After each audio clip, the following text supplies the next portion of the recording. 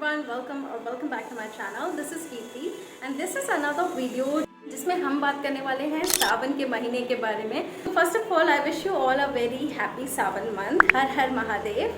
So basically इस video में मैं बात करूंगी सावन के महीने के बारे में। क्यों है ये सावन मंथ खास, कब से शुरू हुआ है, कब तक चलेगा, लोग इस महीने में क्या अलग करते हैं, ये सारी चीज़ें मैं कवर करने वाली हूँ इस वीडियो में। तो इस वीडियो को एंड तक ज़रूर देखिएगा। तो अगर मैं बात करूं कि सावन का महीना खास क्यों होता है, तो फर्स्ट ऑफ ऑल ये महीना भोलेनाथ को डेडिकेटेड होता है। इसमें हम भोलेनाथ की पूजा अर्चना करते हैं पूरे महीने, तो इसलिए हमारे लिए ये सावन का महीना बहुत खास होता है। अगर मैं बात करूं पौराणिक कथाओं की, तो समुद्र मंथन जब हुआ था तो उस मंथन के दौरान हलाहल विष निकला था समुद्र से, तो महादेव ने जन कल्याण के लिए उस विष को अपने कंठ में धारण किया था।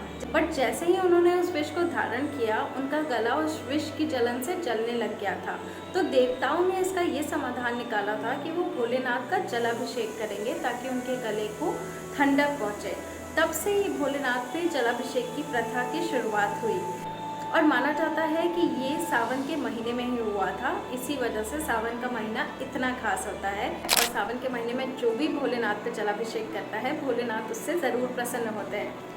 तो ये तो थी पौराणिक कथाओं की बात। अगर मैं बात करूं कि इस साल क्या अलग है सावन में, तो वैसे तो हर साल सावन का महीना आता है जो कि 1 महीने तक रहता है और उस 1 महीने में हम भोलेनाथ की पूजा अर्चना करते हैं। बट इस साल स्पेशल सावन का महीना है क्योंकि वो 2 महीने के लिए रहने वाला है। सावन का महीना शुरू हुआ था 4 जुलाई से और वो रहेगा 31 अगस्त तक। तो हमें और भी ज़्यादा टाइम मिल रहा है अपने भोलेनाथ को प्रसन्न करने का, इसीलिए इस साल का सावन कुछ ज़्यादा ही खास है। तो अगर मैं बात करूं अगले पॉइंट की, तो भोलेनाथ के जो भक्त होते हैं, जिनकी भोलेनाथ में विशेष श्रद्धा होती है, वो भोलेनाथ को प्रसन्न करने के लिए सावन का व्रत भी रखते हैं। सावन के सोमवार का व्रत रखते हैं। वैसे तो अगर सावन का महीना 1 महीने का होता है तो उसमें 5 या 4 व्रत लोग रखते हैं, और इस साल जो कि सावन का महीना 2 महीने का है, उसमें 8 सावन के सोमवार पड़ रहे हैं। तो इस बार लोग 8 सोमवार का व्रत रखेंगे। तो कुछ लोग तो सावन के सोमवार का व्रत रखते हैं, कुछ लोग 16 सोमवार का व्रत रखते हैं। तो मैं बचपन से ही सावन का व्रत रखती हूँ ताकि भोलेनाथ मुझ पर प्रसन्न हो जाए और मुझे जो चाहिए वो मुझे जल्दी से मिल जाए। क्या आप भी सावन का व्रत रखते हैं? मुझे कॉमेंट्स में ज़रूर बताइएगा।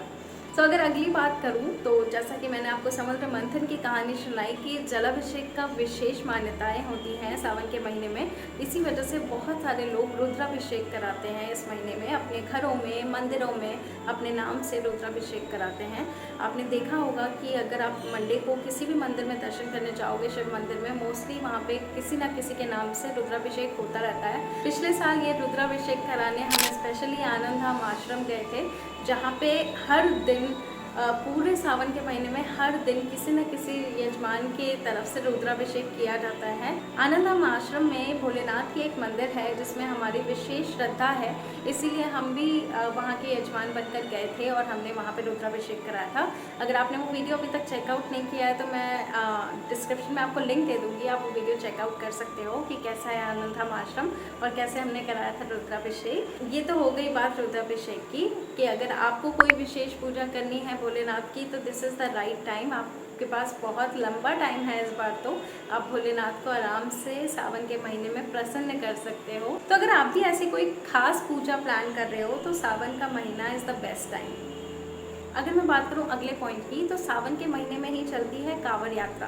कांवड़ यात्रा के बारे में आपने सुना होगा, जिसमें भोलेनाथ के भक्त दूर दूर से आते हैं, उन जगहों पर जाते हैं जहाँ पे गंगा नदी बहती हैं। जैसे कि बनारस में माँ गंगा बहती हैं, तो यहाँ का जल वो दूर दूर से आते हैं। कुछ लोग नंगे पैर भी आते हैं, पूरी कांवड़ लेकर अपने कंधे पर वो कांवड़ लटका कर चलते हैं, गंगा जल भरते हैं और उसी गंगा जल से महादेव का अभिषेक करते हैं।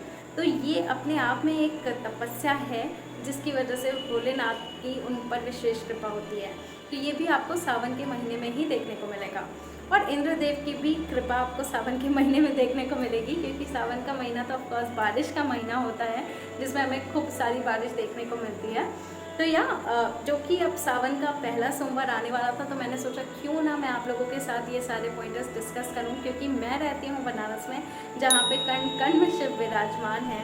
यहाँ की हर मंदिर सावन में रौनक से गूंजने लगती है, क्योंकि बहुत सारे कांवड़ यात्री बनारस में आते हैं। बनारस का आलम तो कुछ ऐसा हो जाता है कि सारी मार्केट मंडे को बंद करनी पड़ जाती है, क्योंकि इतने लोग भोलेनाथ की नगरी में आते हैं उनका दर्शन पूजन करने की वजह से मंडे को मार्केट, स्कूल सब बंद कर दिया जाता है और उसकी जगह पे वही चीज़ें संडे को खोल दी जाती हैं कि मार्केट भी संडे को खुले हैं और संडे को स्कूल्स वगैरह भी खुले हैं। तो ऐसे भव्य चेंजेस होते हैं बनारस में भोलेनाथ की नगरी में, क्योंकि सावन का महीना बहुत ही खास होता है भोलेनाथ के भक्तों के लिए।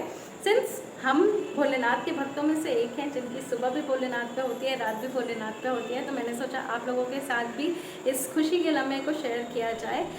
और यस, जो कि सावन का पहला सोमवार आने वाला है, तो इसीलिए मैंने सोचा आप लोगों के लिए ये वीडियो बनाया जाए। अगर वीडियो अच्छी लगी हो तो वीडियो को लाइक ज़रूर करिएगा, और अगर आप मेरे चैनल पर नए हो तो चैनल को सब्सक्राइब करके बेल आइकन भी ज़रूर प्रेस करिएगा, तो अगर आपको फ्यूचर के भी वीडियोस की नोटिफिकेशन मिलती रहे। You can also follow me on Instagram and Facebook, links are in the description. Thank you so much for watching and I will see you next time.